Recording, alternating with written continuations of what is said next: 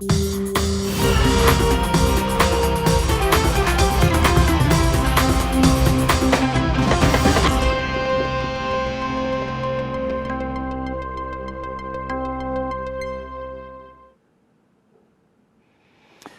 comunidade ICL, seja bem-vinda para mais uma edição do Desperta ICL, hoje comigo, César Calejón, na manhã dessa quarta-feira, dia 18 de junho de 2025, agora pontualmente 7 horas da manhã. Eu estou aqui com a difícil missão de substituir meu queridíssimo amigo Fábio Panunzio, porque hoje é aniversário do Panunzio. Aê! Parabéns, Fábio, muita paz. Muito amor, muita saúde, a gente te ama, a comunidade do ICL te ama, que você seja muito feliz, aproveite seu dia. Ele me disse que ele ia praticar um esporte, acho que pedalar. Fábio gosta de andar de bicicleta, então bom treino para você, aproveite muito o teu aniversário. Já vou dar bom dia aqui pro queridíssimo Alex Amorim também. E aí, Alex, tudo bem, querido? Bom dia, Calejón. Bom dia a todos. Feliz aniversário, Panunzio. Vamos nessa, Calejón. Boa volta aí no Desperta. Boa, querido. Obrigado. Então, vou começar aqui, gente, com a questão da meteorologia, que é o que o Panunzio geralmente faz com vocês também. Acho muito pertinente. Vou trabalhar alguns outros temas também que impactam a sua vida de uma maneira mais imediata, tá bom? Vamos lá, gente. Então, olha só. INMET, isso aqui é da Rádio Agência. INMET emite alerta vermelho de chuva para cidades do Rio Grande do Sul e região norte também tem previsão de chuvas, gente. Então, se você me escuta, sobretudo do Rio Grande do Sul nesse momento, alerta vermelho, de acordo com o INMET, para chuvas fortes, tá bom? Na sua região aí, ao longo das próximas horas, o Instituto Nacional de Meteorologia emitiu alerta vermelho de tempestade até essa quinta-feira, amanhã, dia 19, para diversos municípios do Rio Grande do Sul. Esse alerta indica grande perigo, com chuvas de até 100 milímetros por dia, é muita água, né? Na região metropolitana de Porto Alegre, além de Santa Maria, Cruz Alta e Cachoeira do Sul. No município de Candelária, o Corpo de Bombeiros e a Defesa Civil confirmaram a localização dos corpos de um casal, um homem de 65 e uma mulher de 54 anos. Eles tentavam atravessar uma área alagada a bordo de um veículo quando foram arrastados pela água. O INMET também emitiu alerta laranja de perigo para cidades gaúchas de Bento Gonçalves, Canoas, Esteio e Lajeado. Até o momento, as fortes chuvas provocaram danos em pelo menos 23 municípios do estado. Os prejuízos vão desde áreas alagadas a queda de árvore de energia, bloqueio de rodovia e casos de pessoas desalojadas e desabrigadas, tá? Então, atenção, gente. Se você me escuta dessa área, sobretudo aí do sul do país, muito cuidado, tem alerta vermelho. Não? Então, até o início da manhã de ontem, ao menos 11 municípios haviam reportado ocorrências à Defesa Civil, como bloqueios em rodovias e danos em residências. Também tem chuva aí para a região norte, prevista, como eu disse, de acordo com o INMET.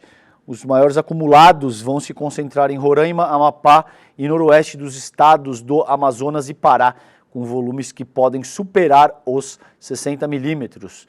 No interior da região nordeste não há previsão de chuva, somente em áreas próximas ao litoral dos estados da Bahia, Sergipe, Alagoas, Pernambuco e noroeste do Maranhão, centro-oeste e sudeste, predomínio de tempo seco, tá? Isso dito, Alex, como é que tá o futebol aí, cara? Muita coisa acontecendo. Como é que tá a seara futebolística? Então, ontem teve o terceiro dia do Mundial e aqui tá os resultados de ontem, o Calejón. O Fluminense empatou 0-0 com o Borussia Dortmund e surpreendeu a todos. Era para sair com a vitória, porém ficou no empate com 0-0 contra a equipe alemã. O River Plate ganhou de 3-1 do Urawa Reds do Japão. O Zan, da Coreia do Sul, perdeu de 1-0 para o Mamelodi Sundowns, que é da África do Sul. E o Monterrey empatou 1-1 com a Inter de Milão. Lembrando que hoje terá Manchester City e o Al-Wahid Casablanca, Real Madrid e Al-Hilal, Pachuca e Red Bull Salzburg. E para finalizar, teremos Al-Ain e Juventus Calejão. Muito bem, e fim de semana tem alguma outra coisa que você queira ressaltar? Porque a gente só volta na segunda-feira, não é? Isso, o Desperta volta só segunda-feira. Lembrando que sexta-feira teremos programa somente em formato de live. Isso. E quinta-feira, na sexta não terá programa. Quinta-feira terá Palmeiras e Al-Ahly, que é a segunda rodada do Mundial. E na sexta terá Chelsea e Flamengo, que segunda-feira a gente traz esses resultados aqui, Calejão. Muito bem, querido. Bom, ontem, Alex, teve um evento de lançamento do livro do nosso querido Edu Moreira com o Rafael Valim. Tem uma arte, eu vou pedir pro Alex colocar aqui no ar, essa aí, ó. A Última Chance, o livro do Edu Moreira, do Valim e acho que, não sei, o prefácio é do Lênio Streck. E aí teve um debate ali que reuniu o Melchior, o Gessé. O Jamil não estava lá presencialmente, o Ideu estava, o próprio Valim e o Edu. Aí a gente conversou um pouco, eles conversaram um pouco ali, estava bastante cheio o auditório aqui na Vila Mariana, do lado da nossa sede aqui no ICL.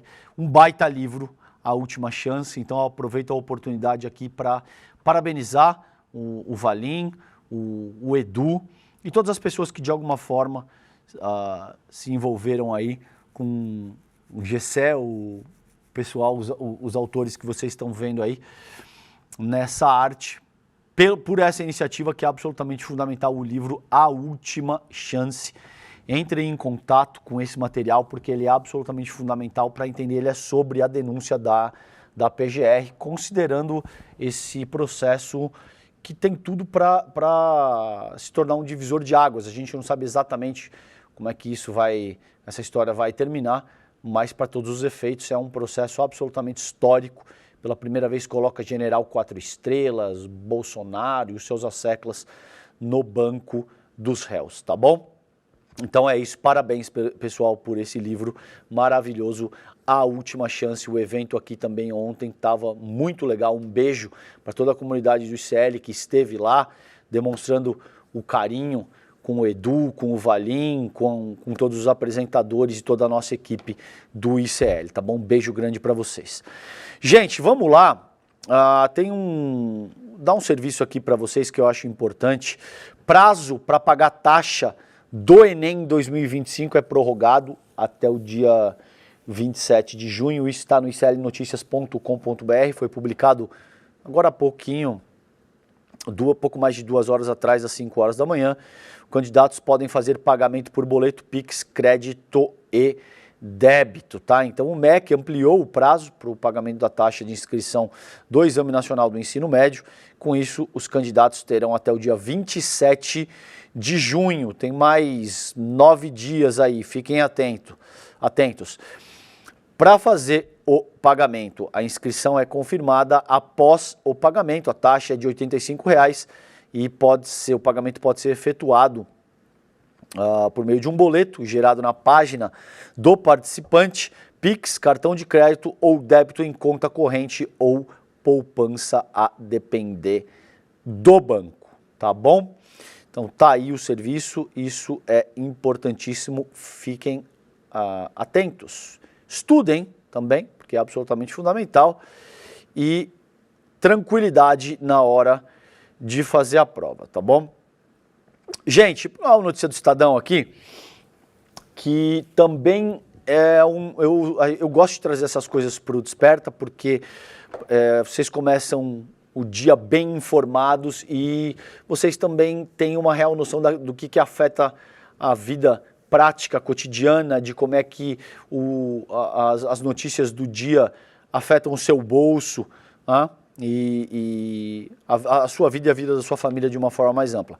Então aqui, isso aqui foi publicado ontem e atualizado pela última vez, 20 horas e 46 minutos, das colegas Mariana Carneiro, Pepita Ortega, Naomi Matsui e Victor Ohana, tá? Congresso derruba veto de Lula e reestabelece parte dos jabutis que encarecem conta de luz. Vocês sabem, jabutis é esse termo utilizado para se referir a determinadas coisas que seriam assim atípicas ou anormais num conjunto legislativo, numa regra, numa medida, tá bom? Vou tomar água, gente, porque é muito seco o tempo aqui. Seca a garganta da gente, às vezes, quando a gente fala demais aqui no Desperta, tá? Então vamos lá.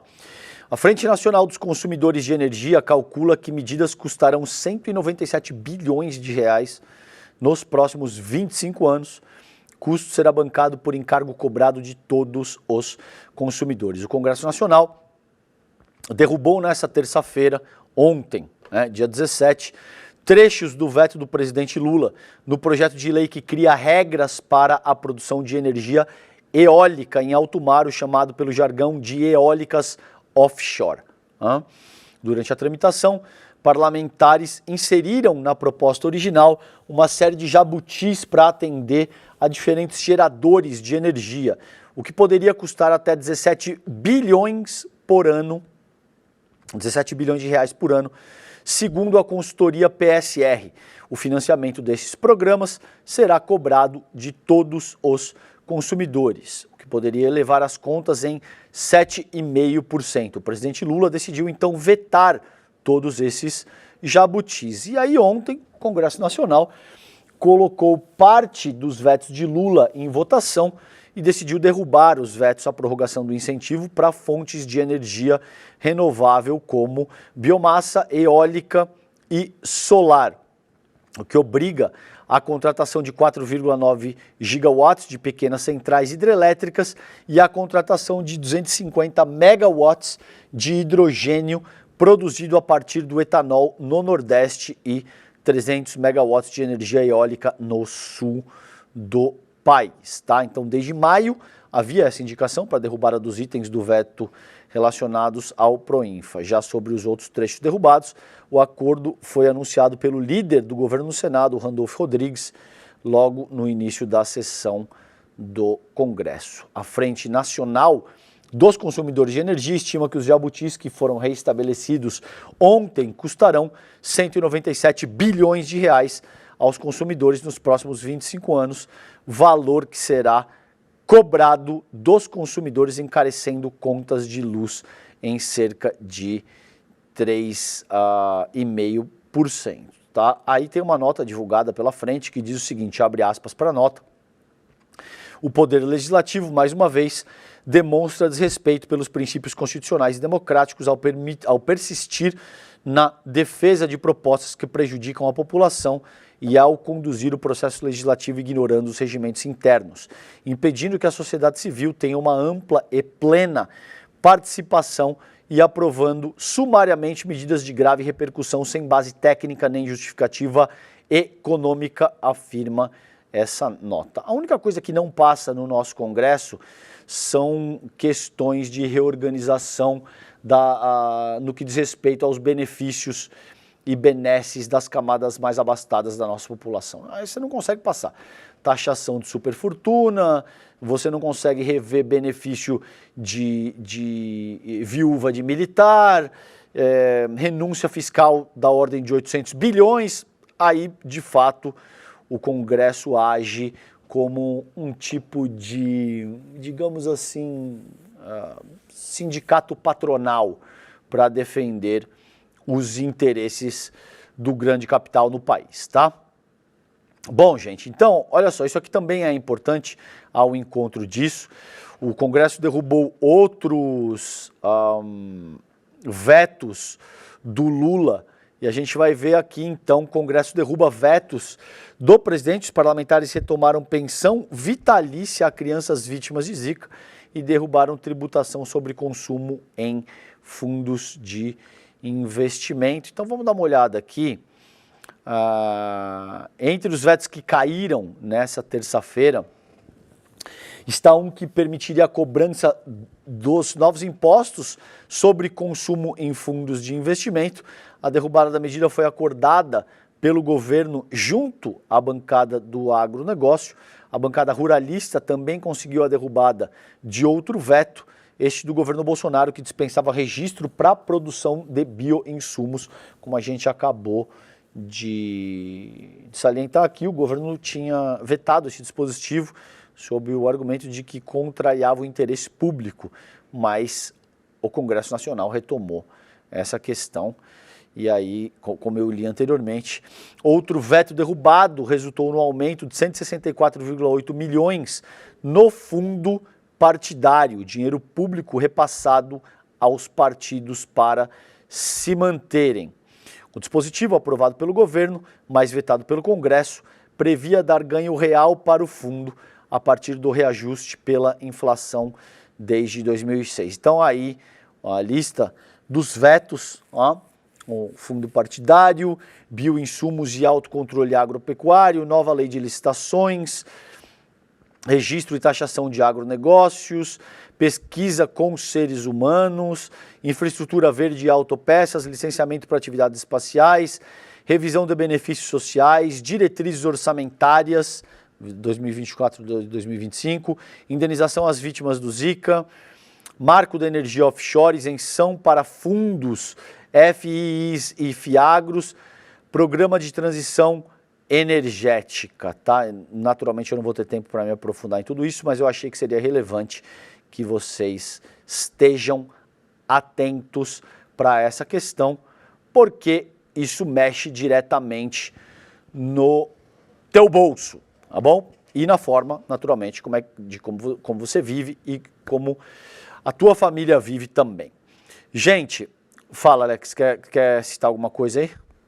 Imagina, querido, não tem problema nenhum. Se tiver alguma coisa urgente aí também, só me chamar aqui que a gente vai pro ar, tá bom? Gente, outra medida que afeta diretamente a macroeconomia e o seu bolso é isso aqui, ó. Após 9 meses subindo os juros, o Banco Central pode interromper ciclo de alta da Selic nessa quarta-feira. Esse texto é do colega Alexandro Martello, está publicado no G1 nessa última madrugada aí, faz umas 7 horas que esse texto foi publicado. Comitê de Política Monetária, o Copom, que subiu a Selic por 6 reuniões seguidas para conter as pressões inflacionárias, se reúne em Brasília. Diretores do Banco Central aguardam desaceleração da economia para adotar política de juros menos agressiva. Não sei muito não, hein? Não sei não. Existe a perspectiva de que talvez permaneça nesse mesmo patamar ou que até aumente. 0,25%. O Lula foi bastante incisivo durante a gestão do Campos Neto e agora ele apontou o Galípolo para a presidência e os juros não caiu nada. E continuou a mesma coisa.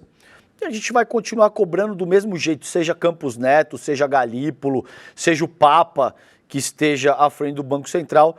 Esses juros exorbitantes só interessa para o rentismo nacional, para quem tem muito dinheiro para deixar parado ganhando dinheiro sem fazer nada, tá bom? O que não é o caso de 95% da população brasileira. Então vamos ver o que vai acontecer aí. O comitê, o Copom do Banco Central se reúne hoje e pode optar por interromper o processo de alta da taxa básica de juros da economia, a Selic, atualmente em 14,75% ao ano, o maior patamar em quase 20 anos. A decisão será tomada hoje e anunciada depois das 18 horas, tá bom? Aí tem as análises aqui, que a gente sabe, não vou nem dar voz para nenhuma dessa gente, porque a gente sabe que, sobretudo, a mídia corporativa atua como mensageiro do mercado financeiro. Então, eles erraram, mas erra toda vez, cara. aí já não é mais erro, né? Se tem um método sistematizado, pode-se dizer que é um erro. Se trata de uma metodologia na qual essas pessoas tentam manipular o mercado. O Edu Moreira já fez falas importantíssimas aqui no ICL, explicando de fato como o boletim Focus é manipulado, como as pessoas, os atores acabam dando ali as suas perspectivas de uma forma anônima e, portanto, eventualmente você pode jogar o que estava em 3,5%, 4% para 8%, no sentido de puxar a média geral para cima, e isso, honestamente, o único veículo que tem tamanho e independência para abordar a integralidade dessa questão é o ICL.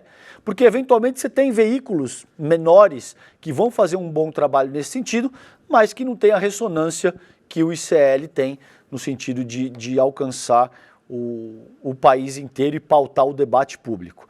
E aí você tem outros veículos que têm essa capilaridade, mas que naturalmente não têm a independência necessária para trabalhar esse tema com a seriedade e com a honestidade e integralidade que ele requer. É o que a gente faz aqui no ICL todos os dias, tá bom? Gente, um texto da Luciana Lima, aqui no Platô BR. Derrotado na Câmara, governo recorre a emendas para tentar manter aumento do IOF. Você sabe, o governo está às voltas aí com essa novela do IOF, vai para lá, aí reformula isso, reformula aquilo, tenta atender aos interesses dos congressistas, aí depois o Hugo Mota diz que não, que quer cada vez mais, enfim. A gente está assistindo essa novela aí, sob o comando do Hugo Mota, diz o texto da colega Luciana Lima. Plenário aprovou por 346 votos a favor e 97 contra o requerimento de urgência do projeto que derruba mudanças nas alíquotas do imposto, tá? O Planalto vai usar o período das festas juninas para acelerar liberação dos recursos. Então, isso é mais uma derrota para o governo federal. Essa sessão barrou o aumento do imposto sobre operações financeiras, teve um clima forte de rivalidade, com deputados de oposição vibrando a cada declaração de voto ou orientação contrária ao governo. É óbvio que o que está aí, gente, tá trocando em miúdo para vocês, é que a oposição quer forçar o governo a ter que cortar na área social, com Bolsa Família, com BPC, com outras coisas que são fundamentais, sobretudo para as camadas mais empobrecidas da nossa população, porque a oposição joga a favor do povo brasileiro para absolutamente nada e sabe que, nesse caso, existe um custo político pro governo Lula em ter que mexer nesse tipo de coisa. E, de fato, a direita e a extrema-direita estão minimamente preocupadas se você vai ter uma parcela expressiva da população que perde a capacidade de comprar remédio, de pagar aluguel, de comprar comida, enfim, de fazer a manutenção da própria subsistência. Essa gente não está absolutamente nem aí. Eles veem essa parcela da população brasileira como sei lá, uma peça descartável que pode ser utilizada ao bel prazer dentro dessa estratégia política de desidratar politicamente o governo Lula. O que está em jogo aí exatamente, tá? E aí o que implica essa urgência? Ao levar a urgência do PDL, que é um decreto legislativo ao plenário, o presidente da Câmara, o Hugo Mota, marcou o ponto com a oposição mais radical e com o centrão. Agradou, assim, a uma parcela importante do amplo leque de legendas que apoiaram sua eleição para o comando da casa. São dados, tá? Não é a minha opinião. 346 votos num total de 513, vocês podem fazer a conta. Isso é mais do que os 2/3 necessários, por exemplo, para tocar PEC e esse tipo de coisa. É muita força. 346 votos é uma força avassaladora dentro da Câmara Federal, tá?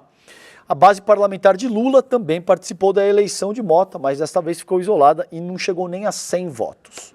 Com a aprovação do PDL, de autoria do líder da oposição, o Luciano Zucco, do PL, Rio Grande do Sul, a noite da segunda-feira, 16, foi dos adversários do Planalto. Depois de meses de aproximação do Lula, o Mota mostrou a face independente e impôs ao governo uma derrota acachapante, tá bom? Não só ao governo, é importante que isso seja dito. É uma derrota, sim, às pretensões do governo, mas é, sobretudo, uma derrota do povo brasileiro, principalmente das pessoas que vivem com um ou dois salários mínimos e que precisam de programas sociais para viver. É basicamente isso, porque no limite o que está em jogo é isso. O governo vem achando caminhos para não tentar cortar em programa social dentro da estratégia que muita gente considera equivocada, de que foi estabelecer o arcabouço fiscal, tá? E aí a Glaze vem fazendo aí meio de campo, o Rui Costa tem aqui, de nada adiantaram os esforços do Planalto para escapar da derrota. No sábado, o Lula recebeu o Mota e o ex-presidente da Câmara, o Arthur Lira, no Alvorada, para uma reunião com o Haddad, com o Rui Costa e com a Gleisi Hoffmann. Os assuntos principais foram aumento de impostos e a liberação de emendas parlamentares atrasadas. É evidente que existe essa questão das emendas também, sobretudo por conta da atuação do Flávio Dino no STF, que vem demandando o mínimo, gente. Transparência, racionalidade na aplicação do recurso público. É inacreditável que em 2025 isso ainda tenha que ser um tema, porque enquanto nação a gente não pode sair gastando indiscriminadamente, sem nenhum processo, sem nenhuma clareza, sem nenhuma racionalidade, a fim de fazer a manutenção dos feudos políticos que estão estabelecidos há 500 anos no Brasil, tá bom? É isso que está em jogo aí, gente. Vamos ficar de olho nesse processo, mas uma derrota, e uma derrota significativa pro governo, tá bom?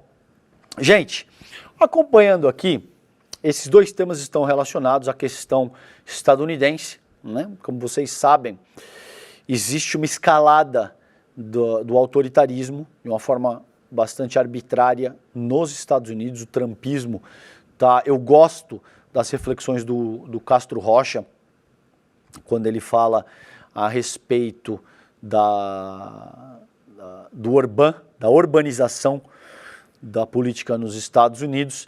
E aí teve uma análise que ele fez, teve uma aula muito boa, A Semente do Caos. A Semente do Caos acho que foi no último domingo, né, Alex? É tanta coisa que... Isso, foi 8 horas da noite. Isso, nesse último domingo, 8 horas da noite, o Edu Moreira teve a aula, e o Edu e o Castro Rocha tiveram uma conversa muito, muito boa. E o Castro Rocha demonstra como o Trump foi de emular as estratégias do Viktor Orbán, né, para de alguma forma emular o que faz o Nayib Bukele em El Salvador, que é assim um processo ainda mais agressivo, que utiliza o populismo penal de uma maneira muito violenta, atropelando o devido processo legal. O Trump tem deportado, sobretudo venezuelanos, a revelia da lei, muitas vezes contrariando o que juízes determinaram. Por exemplo, teve um embate fortíssimo entre um juiz que chama Jeb Boasberg, nos Estados Unidos, e o John Roberts, que é o cara da Corte Suprema nos Estados Unidos, e o Trump, porque o Trump quer agir basicamente da forma que der na cabeça dele. Ele não se vê como um presidente eleito, ele se vê como o reizinho, o imperador que age de uma forma absolutamente discricionária, independentemente de legislação, lei, regra, nada disso importa. O Trump vem com esse, a Luís XIV, dizendo que o Estado sou eu e basicamente eu faço o que eu quiser, né? E aí tem essa notícia aqui está publicado na Folha de São Paulo, texto do colega Luiz Ferré Sadurni, foi publicado ontem, 4 horas da tarde. Agentes federais prendem candidato a prefeito de Nova York em corte de imigração. Democrata Brad Lander tentava proteger migrante que seria preso quando foi algemado por oficiais mascarados do ICE. Isso também é curioso, né, cara? Porque, assim, se você está no exercício da lei, se você é um cara que é um candidato, você tem um nível de representatividade e você vai preso, isso demonstra que... Aí tem a foto, olha só. O controlador da cidade de Nova York, Brad Lander, preso em um tribunal de imigração ao tentar escoltar migrante que seria detido. Ou seja, a coisa está escalando, o Trump dá todos os sinais de que ele pretende se tornar um presidente cada vez mais autoritário e arbitrário, e que a coisa pode ganhar um caráter assim, sem precedente na história dos Estados Unidos. É óbvio, muitas das medidas que o Trump adotou tivessem sido adotadas por qualquer outra liderança, toda a mídia ocidental já estaria falando de um processo ditatorial. Já estaria chamando o Donald Trump de ditador, etc. Isso não acontece porque mais de um século de propaganda hollywoodiana, porque existe todo um contexto no qual os estadunidenses são os líderes do mundo livre, eles defendem a democracia, ainda que seja enfiando democracia, entre aspas, goela abaixo do restante do mundo, para meter a mão no petróleo, para controlar regiões estratégicas geopoliticamente. A gente está vendo o que está acontecendo em Gaza, no Irã, etc. e tal, tá bom? Mas os Estados Unidos não podem ser taxados com a pecha de ditadores, de coisa que o valha. Isso fica reservado para lideranças do mundo islâmico, do mundo árabe, máximo ali para asiáticos e tal, tá bom? A Europa Ocidental e Estados Unidos não vamos chamar de ditador ou termos análogos, porque de fato não convém, tá? Então tá aí, só registrando com vocês a prisão de um candidato a prefeito de Nova York, o Brad Lander, pelo ICE, que é essa polícia com cariz claramente nazi-fascista do Donald Trump, que criou inclusive centros de detenção que funcionam um pouco como campos de refugiados em El Salvador, mandando gente, despachando gente sem nenhum tipo de processo legal, sem direito de presunção à inocência, ampla defesa, contraditório, nada. Basicamente, o cara te mete num avião lá, te joga numa prisão das mais violentas e agressivas e tua família não consegue saber se você está vivo, se você está morto, o que aconteceu, etc. Tá bom? Vamos acompanhar isso. E ainda nessa edição do Desperta eu vou falar também, a gente vai falar como tema principal, 2 temas principais, a questão do CID, do julgamento, Braga Neto, Bolsonaro, o que está acontecendo no Brasil, e essa questão da guerra Israel-Irã no Oriente Médio. A gente vai seguir acompanhando também o genocídio que Israel / Estados Unidos vem conduzindo em Gaza, tá bom? Mas antes disso, vamos aqui para esse tema, Alex, que é absolutamente fundamental.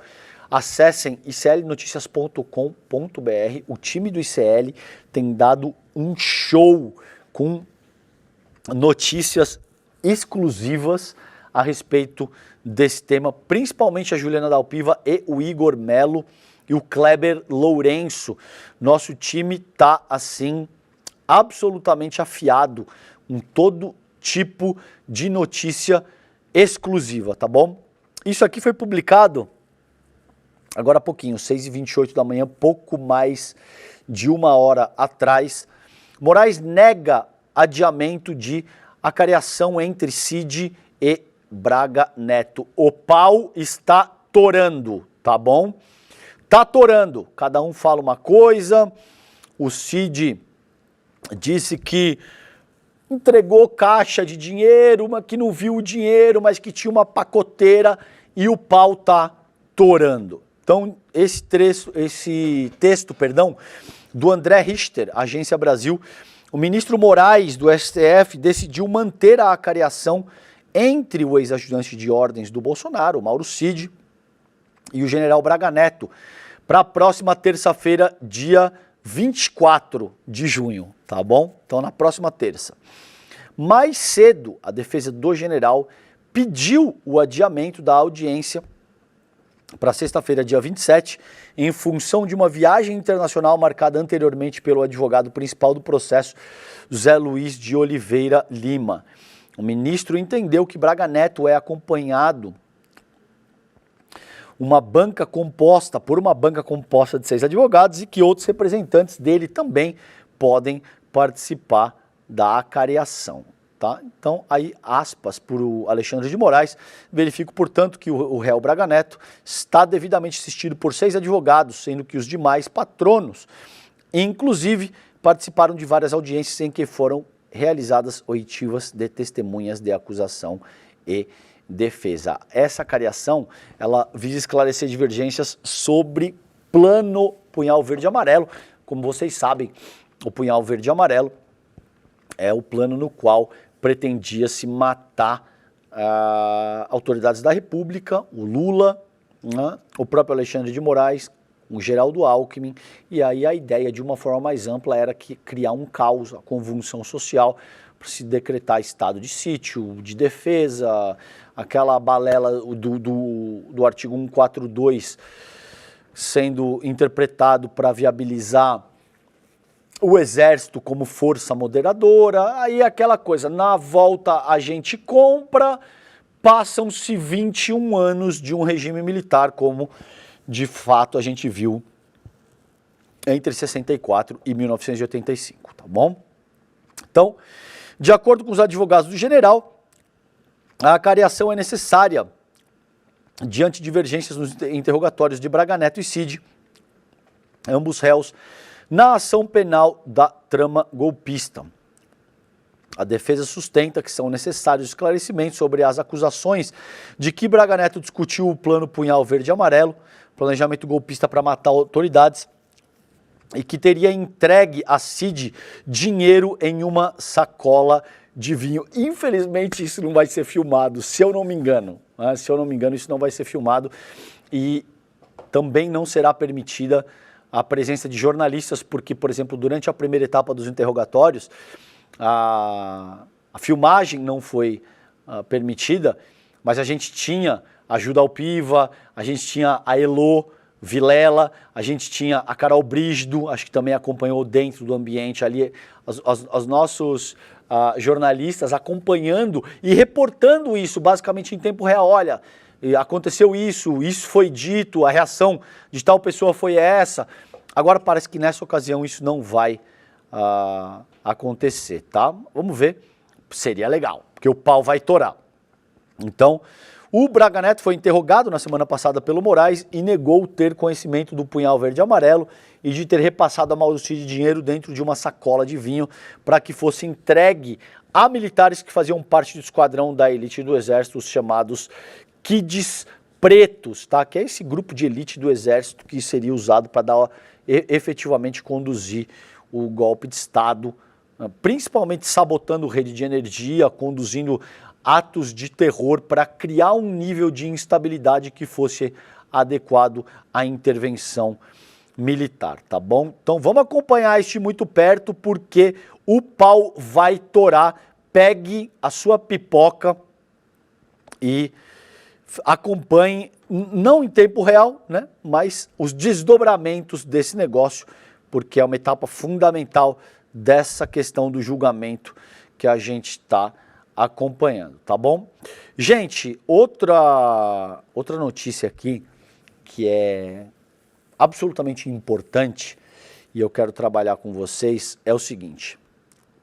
A Polícia Federal encontra áudio, isso também no iclnoticias.com.br.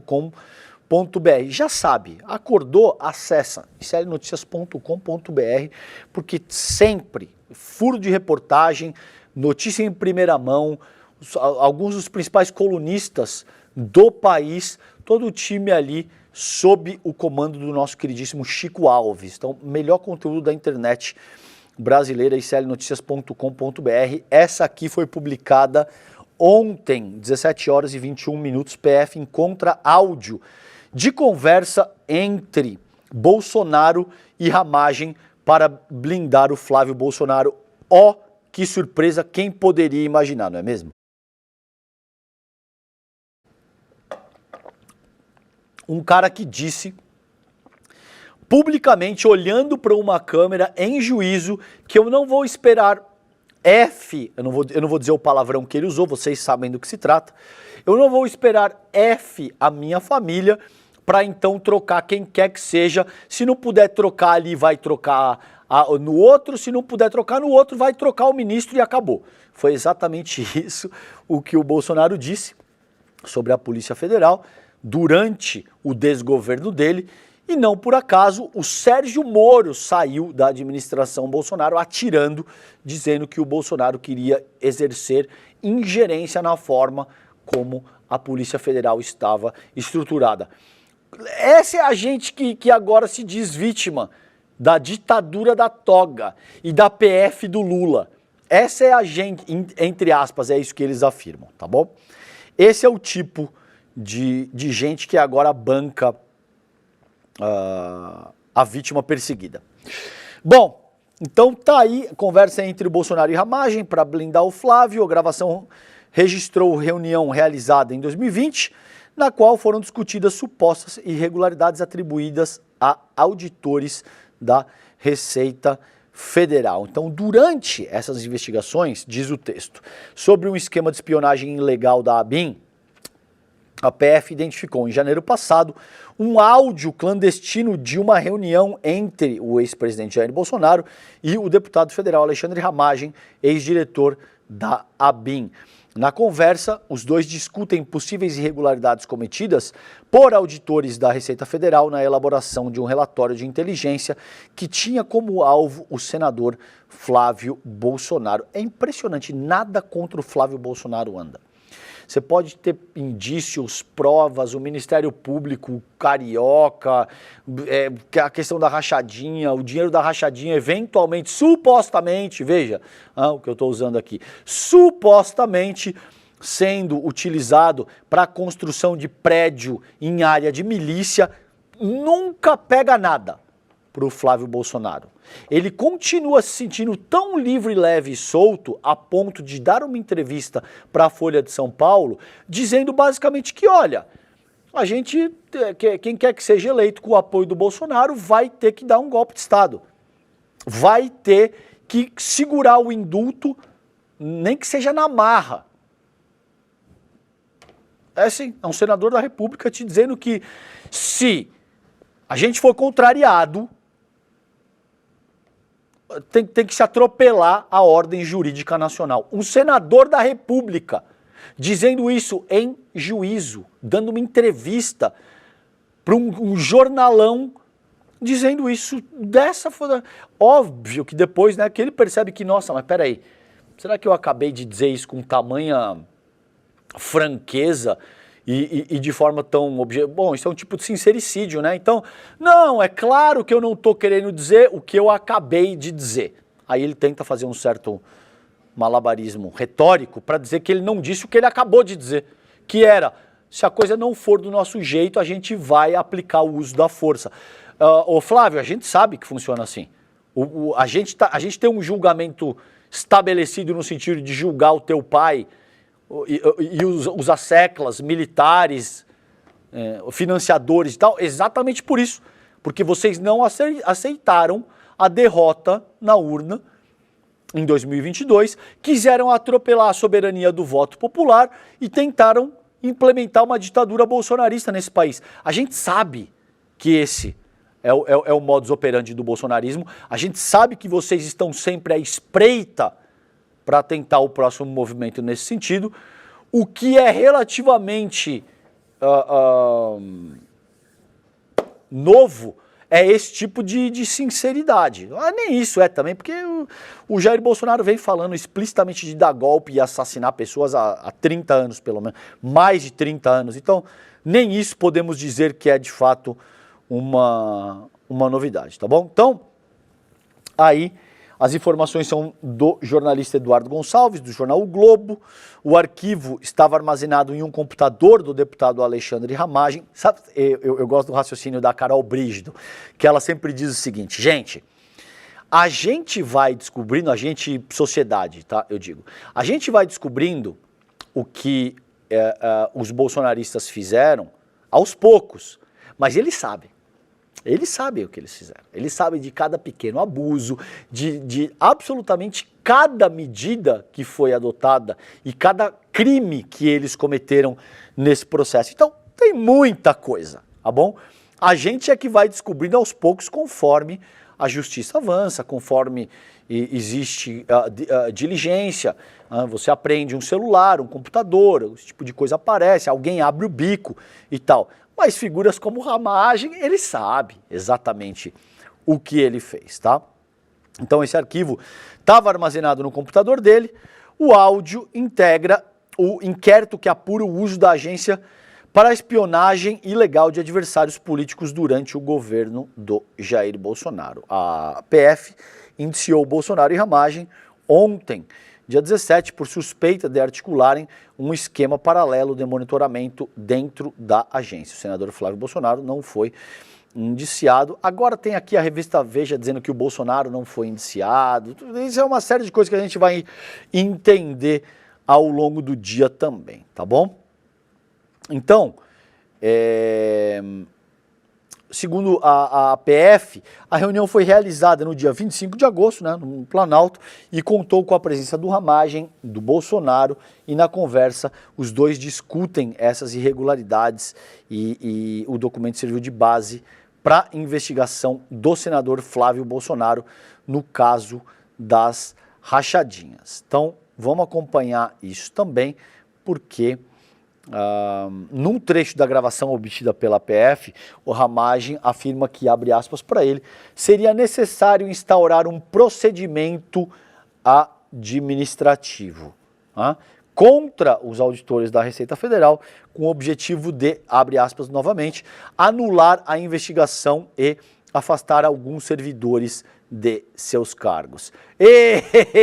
Essa é a gente que agora banca a vítima, tá bom? Dizendo, fizeram de tudo um pouco, aparelharam absolutamente tudo que poderiam, tentaram dar um golpe de Estado utilizando a PRF, utilizando a máquina pública de uma maneira escabrosa, perderam. Agora, durante o processo de ter que responder pelos crimes cometidos, eles bancam a vítima. E bancam a vítima coitadinhas ainda, sabe? Tipo, tem... meu ministro, posso fazer uma brincadeirinha? Tá certo, o Bolsonaro, pode sim fazer uma brincadeira. Melhor perguntar para os seus advogados, tá? Foi a resposta do Xandão, mas agora somos vítimas perseguidas. Imagina o que estaria acontecendo. Não só com Alexandre de Moraes não estaria mais aí, como deixa claro as pretensões do plano Punhal Verde e Amarelo. Lula, Alckmin, Moraes, esquece, essa gente já teria sido eliminada, fisicamente eliminada.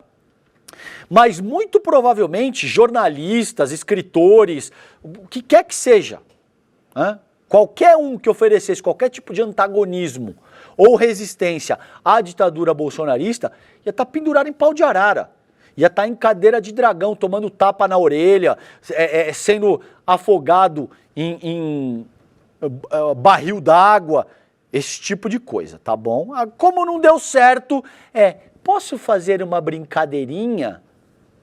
Essa é a origem do bolsonarismo que se aplica para o Jair Bolsonaro, para o Flávio, para o Ramagem. Eles são muito corajosos e dispostos enquanto eles estão por cima. A hora que a coisa complica na adversidade é que a gente vê de fato o caráter e o quão frouxo essa gente é, tá? Gente, então aqui, ó, olha só, mais uma, eu vou acelerar um pouco porque eu quero fazer outros registros e meu tempo está acabando com vocês. A BIM paralela, PF vê responsabilidade de Bolsonaro, mas espera STF para formalizar indiciamento. Isso também está no nosso site, CL Notícias. A PF apontou que o ex-presidente Jair Bolsonaro, como integrante do núcleo político da organização criminosa que atuou no esquema. Tá bom? Então ele já é réu por organização criminosa e agora a PF aponta o ex-presidente como integrante do núcleo político da organização criminosa que atuou no esquema da chamada ABIN paralela. No entanto, os investigadores do caso aguardam uma sinalização do STF para formalizar a inclusão do ex-presidente Jair Bolsonaro no rol de indiciados do inquérito. Então tá aí esclarecida a questão que eu citei anteriormente. O material foi enviado ontem, terça-feira, ao tribunal. No relatório de indiciamento, a PF descreve as condutas criminosas cometidas por Bolsonaro no esquema da ABIN, que foi absolutamente instrumentalizada pelo próprio bolsonarismo. A gente convencionou chamar de ABIN paralela, tá?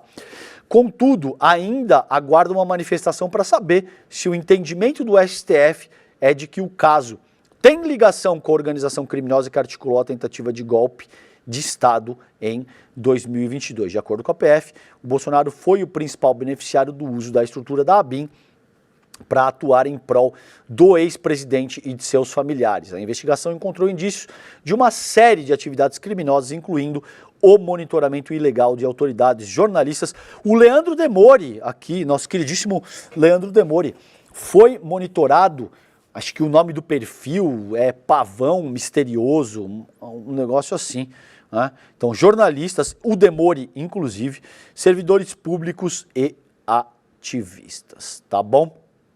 Gente, mudando a pauta aqui, nesses 8 minutos finais, a gente tem ainda no site do iclnoticias.com.br, Trump diz que Estados Unidos não pretendem matar o líder supremo do Irã por enquanto, porque o Netanyahu vem dizendo isso abertamente, que estamos avaliando o assassinato sumário do Ali Khamenei, que é a liderança religiosa mais importante do Irã. E o Netanyahu ainda é estúpido a ponto de ponderar que isso talvez não, ele disse, isso encerraria o confronto, o conflito. Então você pode imaginar que existe uma questão histórica, cultural, de todas as ordens, e que o Irã é uma república islâmica. O Netanyahu acredita que matar a principal liderança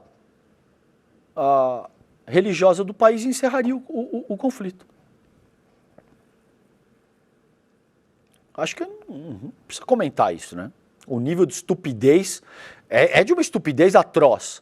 Primeiro, acreditar que você vai assassinar alguém e que isso vai ser capaz de desescalar um conflito. É precisamente o contrário. E se o objetivo de Israel é promover uma troca de regime em Teherã, parece que eles vão conseguir o oposto, né? Porque o país tende a se unir contra um inimigo externo em caso de ataque. Pode não acontecer e eles podem conseguir lograr êxito nesse sentido? Podem, porque essas coisas é difícil estabelecer prognóstico para esse tipo de coisa, porque cada situação é muito específica, é muito peculiar.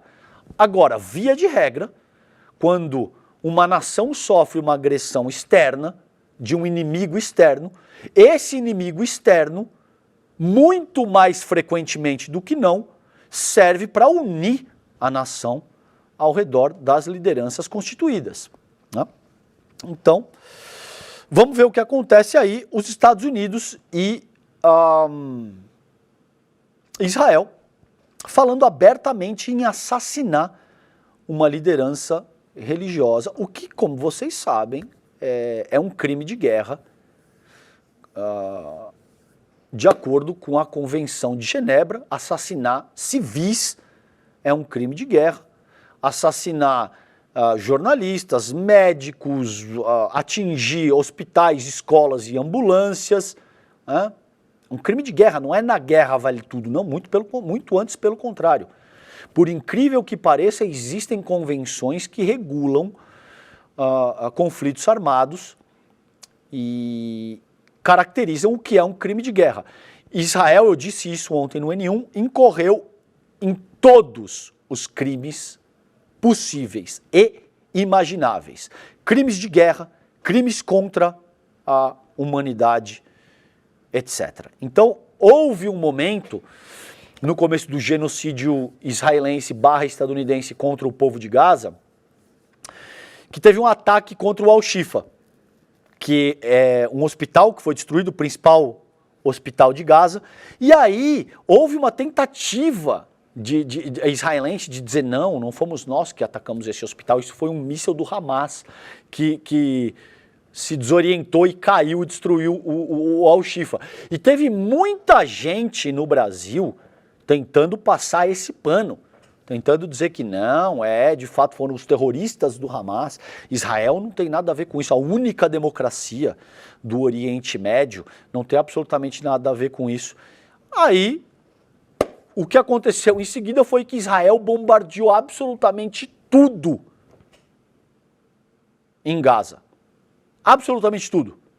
Vídeos de ambulâncias e médicos sendo sumariamente executados, hospitais, escolas, universidades, mulheres, crianças, animais de estimação, tudo que se mexe em Gaza foi dizimado pelo regime genocida sionista, sob o comando da extrema-direita israelense, personificado sobretudo pela figura do Netanyahu, tá? E aí essas pessoas assim simplesmente, não era vocês que estavam dizendo que Israel não bombardeia hospital, não mata criança, mulher de forma sistemática, indiscriminada e deliberada? E agora, novamente, a coisa vem para o Irã. E, de fato, você tem o presidente estadunidense e o primeiro-ministro israelense discutindo o assassinato de uma liderança religiosa, contrariando o direito internacional humanitário, contrariando qualquer medida do direito internacional de uma forma mais ampla, contrariando convenções que versam a respeito de crimes cometidos, possíveis crimes cometidos durante conflitos armados e guerras, enfim, um Estado absolutamente pária que atua na ilegalidade da sociedade internacional e que deve responder pelos crimes cometidos, tá bom? Bom, gente, 2 minutinhos finais aqui, a bomba poderosa que Israel estaria pressionando os Estados Unidos a usar contra o Irã. O Israel conseguiu avanços importantes em sua missão de atingir o programa nuclear do Irã, mas analistas dizem que o sucesso militar de Tel Aviv depende do apoio dos Estados Unidos, que, resumindo, é uma bomba que seria capaz de penetrar algumas camadas no subsolo para atingir as centrífugas que o Irã utiliza para enriquecer urânio. Não vou me aprofundar aqui porque eu não tenho tempo, a gente vai trabalhar isso no N1 daqui a pouquinho. Por fim, só atualização, é o seguinte, Al Jazeera, ataques entre Israel e Irã continuam, Trump exige rendição incondicional, explosões abalam Teherã enquanto Israel reivindica ataques a locais de produção de centrífugas e armas no Irã. Com o conflito agora no 6º dia, os ataques ocorreram depois que o Irã lançou mais mísseis contra Israel, já retaliando o primeiro ataque de Israel, incluindo o projeto hipersônico Fatah.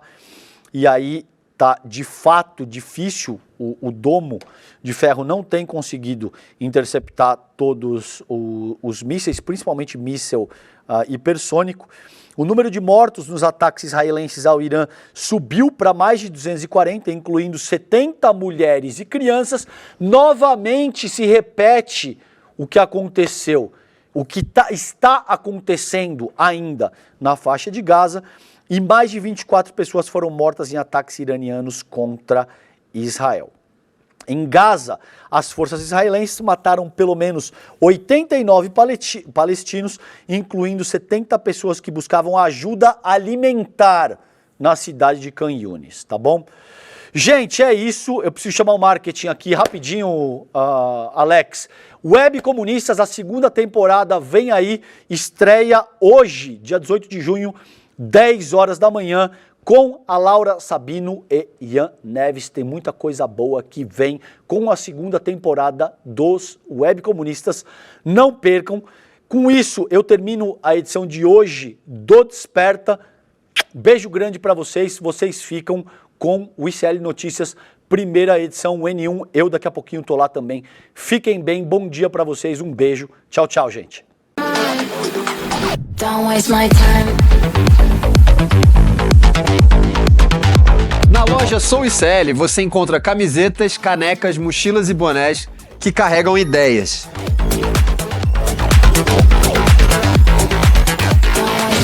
Produtos com propósito para quem acredita em justiça, consciência e transformação. Vista, use, leve a luta com você. Acesse souicl.com.br e escolha o que representa você. ICL, souicl.com.br, tá tudo lá.